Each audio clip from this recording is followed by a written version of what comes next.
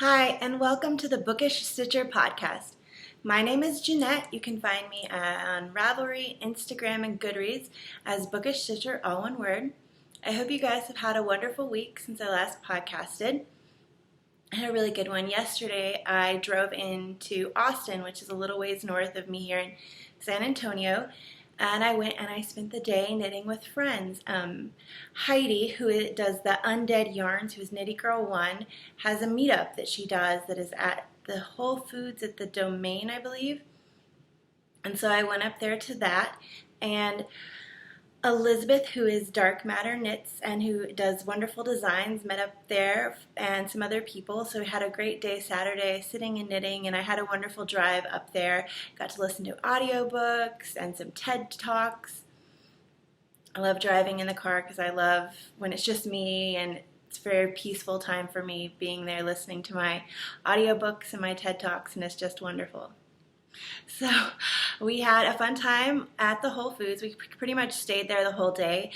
They had a wonderful place that you could have lunch, and there was Korean food and tacos and sandwiches and sushi and pizza.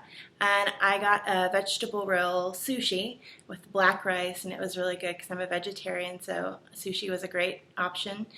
And that was all that I did yesterday. Let me get to showing you guys some of what I've been working on. I finished the hat for my son, and I wanted to say a big thank you to everyone for all their sweet comments about my son being on the podcast. He's 8 for everybody that asked. Somebody asked on the YouTube, and I tried to reply back to their comment, but it wouldn't let me. So he's 8. And he loved being on the podcast so much. That scarf that he showed you guys last week, he's already got it to where it's as tall as he is, and he's trying to finish up another ball. We joined in another ball, and he's really excited to come on the podcast and show you guys all his stuff, and he's reading books to show you, and it's really cute, and I'm so glad that you guys loved him being on here, because he will definitely be on again. If not, sometime in the future, he will probably want to have his own podcast. And I was joking with some friends that the big difference between my son and I is if he did a podcast, it would be 3 or 4 hours. It would keep going because he loves to chat, and I'm a little more direct. So I finished his hat. And this is double dipping for 2 of our KALs that we have going on in the Ravelry group right now. It works for the fingering weight KAL and for the 15 oldest skeins. So this is some chewy spaghetti. You can no longer get this yarn. I'm sorry. It's deep, deep old stash. I believe it's 5 years old. But it's now out of my stash, so that's wonderful. And this is the Ricky hat for my son. And it turned out really, really wonderful. And the Ricky is spelled R-I-K-K-E. And I don't remember who the designer is right now, but it's a free pattern. You can just look it up on Ravelry. And I love how this turned out. It looks very much like ripples of water with the browns and the blues. And he's really excited about it. He's been wearing it around all day. Take a sip of I have some cold brew coffee in this.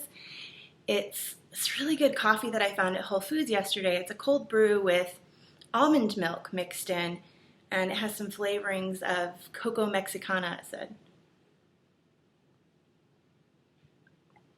Now for what I worked on. I think first I'm going to show you guys my Hitofute,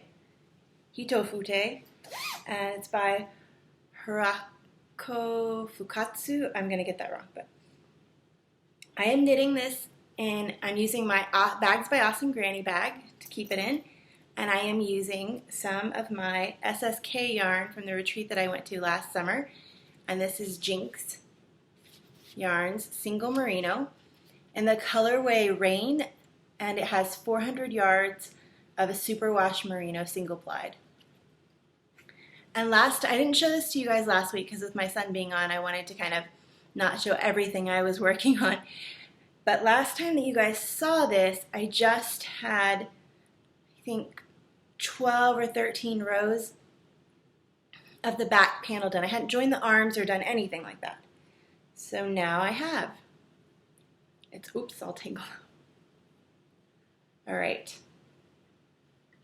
This is my Hitofute. And I now have arms.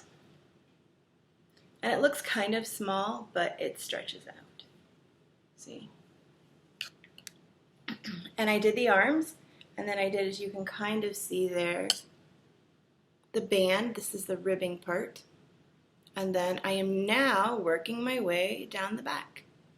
It's so pretty. This is pretty true to color, but it's actually a little bit darker.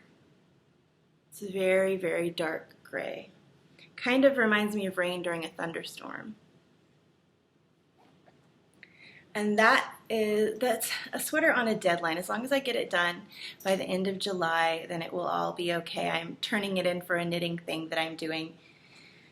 And the next thing that I worked on this week was my Moonraker by Melanie Berg. And last time you guys saw this, it was a purely gray with the different pops of color in it. And I'm knitting this out, or I was knitting it out, of Wonderland Yarns Fraptis fibers, but I ran out, as I knew I was going to, and so I put in the Miss Crosby Loves to Play. And I think partially why I ran out was because the pattern calls for fingering weight, and most fingering weight skeins have 380 to 460 amount of yards in them. And since I'm using a sport, which is very close to fingering in actual, like, the looks of the yarn, but the yardage is typically much smaller. In the Fraptis fiber, I believe it had 370 something, and then in this Miss Crosby, it just has 317.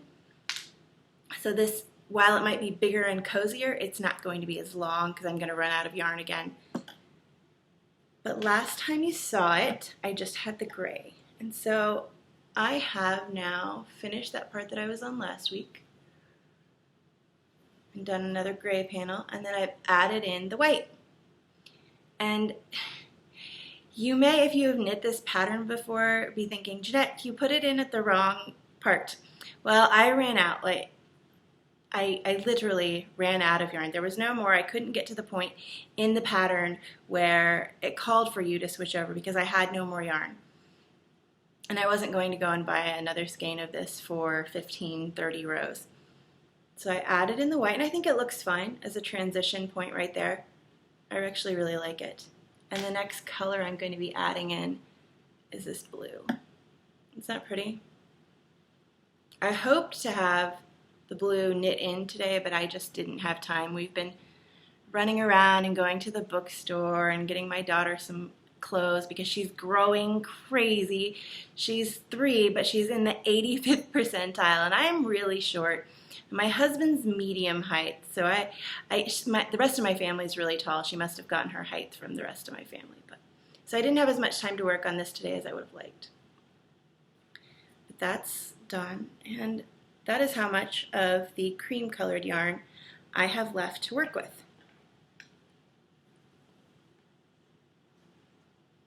And then the last thing I have, oh, and the Moonraker was in the You So and So bag. Last thing I have, I'm using a bag that I got at DFW Fiber Fest, and I haven't used this bag yet. And I got this from the wonderful Diane, who I got to meet there from her booth. And I just think it's so pretty. And I am so happy about this. Okay, I am using the final and last skein of mustache yarns that I got at the retreat last summer. So it means I will have used up all the yarn that I got from her in the year before. So I really like that, you know. I got it there and I will have used it all up before I go back to the retreat. And that could mean that I could get more from her at the retreat, but I think I am going to wait because she's going to be at Stitches, Texas. So I think I'm just going to get more from her there. But this, my last skein of mustache, is in the Elsa and Anna color. What is this? I think that is a perfect representation of the movie Frozen. If any of you have seen the movie Frozen, I think you'll probably agree. You can see Elsa in the light. That's like an ice blue. It's looking white, but it's an ice blue. And that's a deeper kind of turquoisey teal blue. And then there's almost a red with a purpley red for Anna. And this sock got a lot of love because I had a lot of things this week where I needed just something that was straight knitting because I can mess up anything, as you all know, because I have told you that even the simplest pattern, if I am sitting with friends, I can mess it up. So I needed something very easy. So I've almost knit a sock, and I started these, I don't know exact, I think Tuesday or Wednesday, but there's the foot, and I use the Fish Lips Kiss heel because I really like that. And if you'll see, the stripe sequencing was not interrupted at all. This stripe is a tiny bit, I think 2 rows larger than it normally would have been, but the stripe sequence is exactly perfect. And I'm on the ribbing. And these are really generous skeins. This is the first sock, but they're really generous skeins. I believe they have 463 yards, so I might, because I only wear a size 7 shoe, I might have enough to knit my daughter some socks, and we could have matching mother-daughter socks, and I'm pretty excited about that idea. I think it would be really cute. And if I don't have exactly enough, I could use a different color for heel toes. So, and that's all the knitting I did this week. I feel like it wasn't a lot, and it wasn't as much as I normally get, but I've been going and doing really long walks at night to kind of just get in some exercise and kind of get myself feeling good again. And I haven't been doing a lot. And this past week I've been going every night for 2 hours for a walk. And then I don't have any actual finished spinning to show you. I'm in the plying stages of the bobbin that I'm on, and I wanted to thank Malin B for her suggestion to ply it all onto one bobbin and then spin that off, and then, or spin it all onto one bobbin and then put it off into a cake and then ply from that cake, because I am doing that, and it's working out pretty well so far. So I wanted to talk, even though I don't have finished spinning, about something that's coming up. Tour de Fleece. If you're a spinner, you probably know what it is, and if you're not a spinner and you hate hearing about this, I'm sorry, but I'm really excited. It's my first one ever, and I have a wheel, and I'm really excited to participate. And I am a planner, as you probably know. One of my goals this year was to be less planned in my knitting, but I've kind of just come to face the fact that I like planning, and it's part of who I am, it's part of my personality, so I just need to let myself be who I am. So I have been planning out the fibers that I'm going to spin for Tour de Fleece. If you don't know what Tour de Fleece is, I will give a really quick description, because I know if you already know, you probably don't want to hear about it. But during the same time the Tour de France is doing the bicycling, they do a Tour de Fleece, and your goal is to, every day of that tour, to spin whatever, I think it's whatever you personally challenge yourself to. And I am challenging myself to do an hour a day. So in July, you'll see a lot of finished spinning and a little less knitting. But it's just for July. It'll be okay. And I wanted to show you all the fibers that I was planning on spinning. So some of July, I will be at a knitting retreat. And I know some people bring their wheels, but I have this really large fear that something would happen to my wheel. And I don't have multiple wheels, and I by no means have enough money to replace my wheel if something breaks on it. So I am too nervous to take it anywhere. But I have drop spindles, and I have my Turtle Made, which is plastic, so if anything on that gets broken, I will not be worried at all, because I think it cost me $15 and I can get replacement parts. So for while I am at the retreat, I have some gourmet stash that I'm going to be spinning. And this is 7-layer rainbow cake. And I got these forever ago. Really, really long time ago. And I wanted something that would be easy to take to SSK. So they're just tiny little things. And I can just take a couple. I'll probably take the whole bag, but that will probably be overly ambitious. I don't know if I'll finish. I'm not much of a spinner. At retreats, I'm more of a sit and knit kind of person. But I want to at least spin while I'm at the retreat every day to keep with that goal. And they're very pretty. And last year when I was at SSK, I knit on, I don't remember the exact pattern, but it was a KAL, and it was rainbows, and it was really fun. And I think it's kind of become my tradition for at this retreat to knit or spin or do something that just has like rainbow colors that are really fun and happy, because the retreat to me is my fun and happy time of the year. I love getting to go to these retreats. I love getting to see the people, see friends, make new friends. And as a mom who stays at home, I work from home, but I don't get out a lot. I mean, I have conference calls and stuff like that, but that's a few times a week. It's not, or a couple times a week. It's not every day. I don't get to go to an office and interact with other adults. So it's great for me to get time to just go and hang out with friends. That was a long story to tell you that I'm taking those on the retreat. Next thing that I'm going to be spinning, my goal, since I'm spending an hour every day, I can typically spin half of a 4-ounce braid in an hour. I don't know if that's crazy or if that's slow or if that's medium speed. I have nothing to compare that to, so I don't know. But I can typically spin that in about an hour and a half. So I think I'm going to probably get through 3 or 4 braids. And this is one of my braids that I want to get through. And it is by Cloud Lover. It is in the color Mother of Dragons, which is a Game of Thrones reference, but I don't watch that show. Don't hate me. I read the first book, and everybody that I liked as a character died, and I heard that the author keeps doing that, and I watched the first season, but it's just not my thing. It's a little too gruesome and a little too much risque stuff for my personal taste. Everybody's different, you know. But this is a gorgeous color, Mother of Dragons, 60% superwash merino, 20% cashmere, and 20% silk. It's going to be amazing. I don't think I've ever spun cashmere. And it's just beautiful neutrals. It really, really reminds me very much of the beach.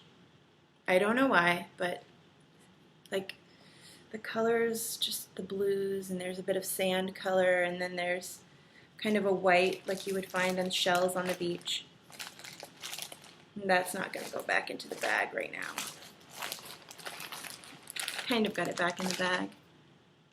Another thing that I'm going to be spinning, sorry, off camera, whoops, okay, is a lovely braid of Pintle roving that was given to me by somebody who I'm so excited to spend time with at a retreat in the fall. And this is what it looks like. And I have never spun Pintle roving, but I am really excited to spin this because if you can see that, it's already drafted into pencil-like things for you. So I'm not going to have to do a whole bunch of pre-drafting. I can just spin this, and I think it's going to spin up really fun and really fast. And this is looking very yellow, but it's actually an orange. It's got greens, orange, red, and gray. Trying not to get fiber in my coffee again. And the last thing that I'm going to spin, I might add in another one, because if I spin as much as I'm hoping, I will probably get through more, but I'm trying to not be too crazy about my goals. This is some Fiber Addiction that I got at a retreat last fall. And the color is Freak Like Me.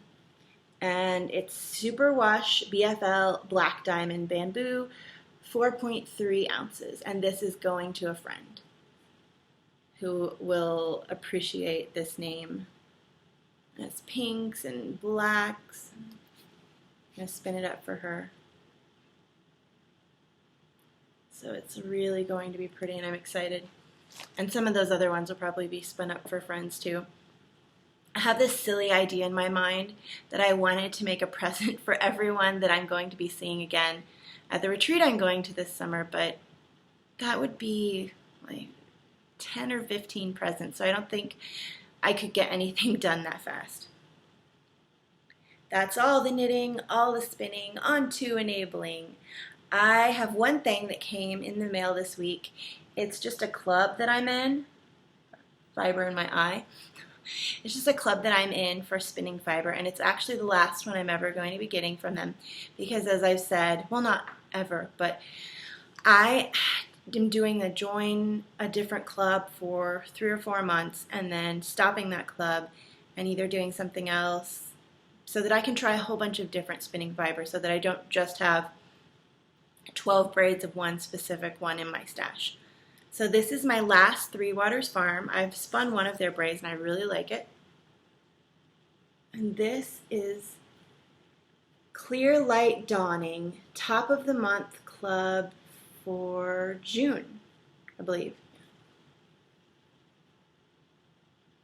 And it has almost a periwinkle blue, oranges, browns, creams, some greens. It's very pretty. And I'm excited to spin that. I don't think I'm going to be joining any other fiber clubs till the end of the year, maybe for Christmas, because festival and retreat season is coming up and I want to save my money for that. So that's all enabling. And next is group news. There's so many new things going on in the group and so much I want to talk about.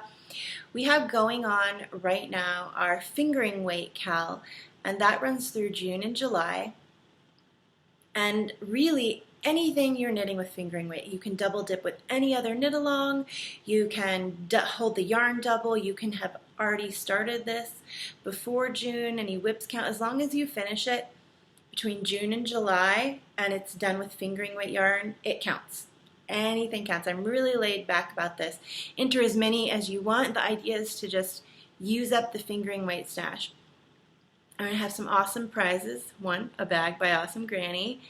2, a skein of undead yarn in the gorgeous color Shire, which is beautiful green. And I'm going to be posting pictures of all the prizes up soon in the Ravelry board. And then another one is a pattern by Susanna I.C., one of her fingering weight patterns, and she's a beautiful shawl designer and a good friend of mine. The next thing we have going on in the group is the read along right now for Cat's Eye by Margaret Atwood, and we are just discussing away in the chatter, and I have been enjoying the book. It's different from other Atwoods I've read, so it's very interesting to see her progression as an author. And then we have going on, trying to remember everything, we have 15 Oldest Skeins. So I drew for that because it is the last Sunday in June.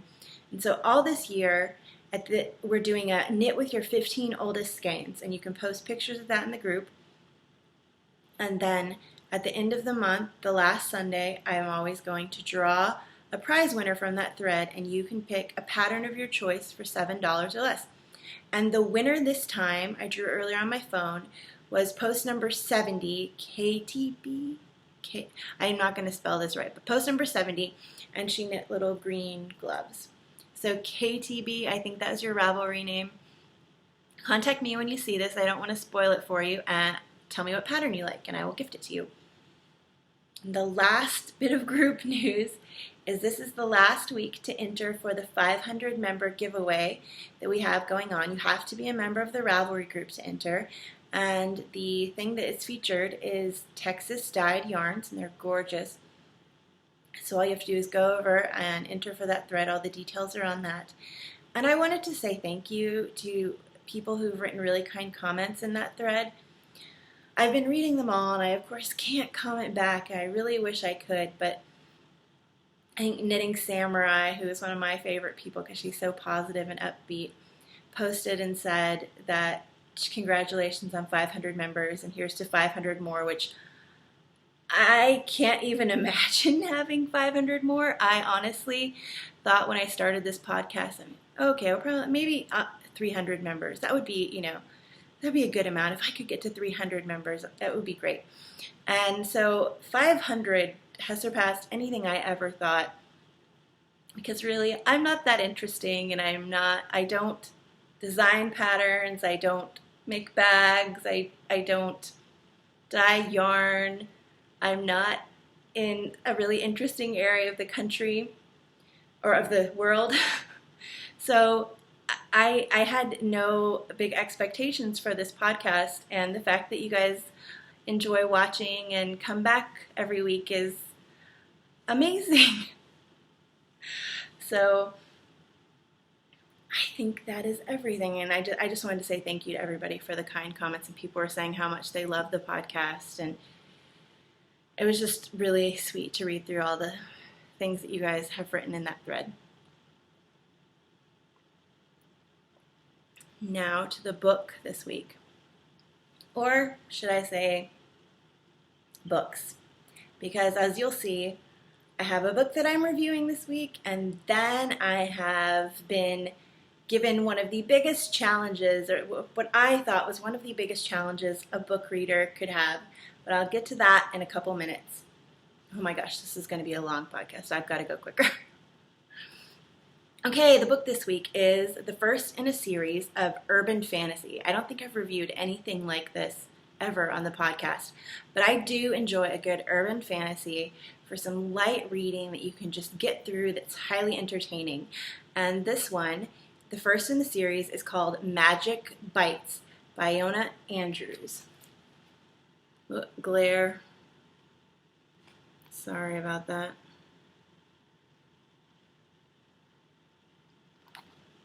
And the review for this that says on the front of the cover, I don't know if you can read it, was splendid, an edgy, dark fantasy touched with just the right amount of humor. And this is the first in a series of books written by a husband and wife team. And it is about Kate Daniels, who is a fighter. She fights with the sword, as you can tell. And she works for, okay, basic premise. The world is starting to fall apart. And there are times when magic is high and times when tech is high. So there are times when your car would work, but then there are times when your car wouldn't work and you have to ride horse. So things are kind of shifting in the world. And there are bad things. There are shapeshifters, there are vampires, but it's different than you normally encounter with vampires. There are just kind of all kind of magical creatures that you can imagine. And of course, since there are bad ones, she works for a branch of the government or something that fights. And she kind of is alone, becomes at one point in the series a lone assassin. She works with different things. But on the front cover, you also see Curran, I believe that's how you say his name, and he's a shapeshifter, and he's the Lord, the King of the Beasts. And they, as the series progresses, have an interesting relationship. I won't go any more into that. But it's a very good series. If you like urban fantasy and you like series that keep going on, I think it's on the 7th or 8th book. I'm not sure. I know that I have not read the latest one, but I felt that the series has been great. I haven't, as a lot of things, I feel series often go downhill. This one has not, so I really enjoyed it. And again, that is Magic Bites, the first one in the series by Ilona Andrews. And I have all these on my Kindle, and I believe the first one is really, really cheap. I'm not going to say exact. I think it maybe $1.99, but I'm probably wrong. But go check it out if you like series of urban fantasies. I'll just try to show that again, but you see my backyard. Sorry, it's not going to work because it's glaring off of each other. But next, in the last minute and a half of the podcast, we're going to go over the Canadian knitter who is True Canuck Girl. I'm sorry if I got that wrong, Sarah. Asked me a question, and she said, "What is your favorite book of all time?" And when I found out that she'd asked me this, I just started laughing because it was such a crazy question to me. And I asked her back, I said, "What's your favorite book of all time?" And she said, "Gone with the Wind." Like, just said it. There was no hesitation. So I started to think, am I weird? I can't answer this. It would be like, which finger would you like to cut off? It was the impossible question. I, every night this week, have gone to my giant bookshelf and just stared at it. Being like, please, just have a book jump out and be like, I'm your favorite. Pick me. It didn't happen. And it was just stressing over this a ton. And I had book club last night, and I went to it, and 8 of us are hanging out at the table having wine and food and chatting about the book. And I asked them, I said, what do you guys have a favorite book that you could just say right off? And oddly enough, almost everyone did. The only other person who was in my company who had a hard time choosing was the librarian in the group. So that was kind of cool and kind of odd that, we're all, of course, book lovers because we're in the book club, but that I had such strong feelings as the person who was the librarian in the group, and the person who was kind of helping me to figure out what would be my favorite one said, if you could only take one book to a desert island, what would you take? That's your favorite book. And I still said, I don't know. I can't figure it out. I'm not going to be able to answer this question. I have so many books that at different times in my life completely moved me and meant different things to me. And I would need to have an anthology of, this is Jeanette's favorite book. And it would be an anthology of 15 different books that are actually my favorite books in one anthology. But somebody else who was at the book club said, Gone with the Wind would be theirs as well. And I said, well, why? And they told me that it was epic and it spanned so much and it was well written and there was just a lot to it, and they felt that they wouldn't mind reading it over and over again, because if you took the book to a deserted island, it would be your only book, so you would be reading it over and over again. So as soon as she said that, I knew what my book would be. And half of you are probably, when you see this, are, yes, that's a great book. And the other half are going to say, why, Jeanette? No, say it isn't so. Say you don't like that author. And for you guys, I'm sorry. But this book is epic. It's huge. It's one of the largest books ever. So it would take me forever to get through. I've read it before. It would take me forever to get through it on the desert island. The writer, even if you hate her, it's a good, her writing style is, I enjoy it. I can't say that everybody would, because everybody's taste is different, but I enjoyed it. It would take me a while to get through, and then I could think about it. It's very much a thinking book. It makes you think a lot about what you believe. And then I could take a break and then read it again, over and over again. So that's why I picked this. I'm kind of nervous to tell you guys this. I don't know why, because really, I would never judge someone on what their favorite book is. So hopefully you won't judge and hate me. But this is how big this book is. This is just going to have to be a longer one. It might be lower quality on iTunes, I'm sorry, because I'm going to have to compress it so I can fit it into my allowed thing, because I don't have a lot left for this month. But it is 1,160-something pages. It's Atlas Shrugged by Ayn Rand.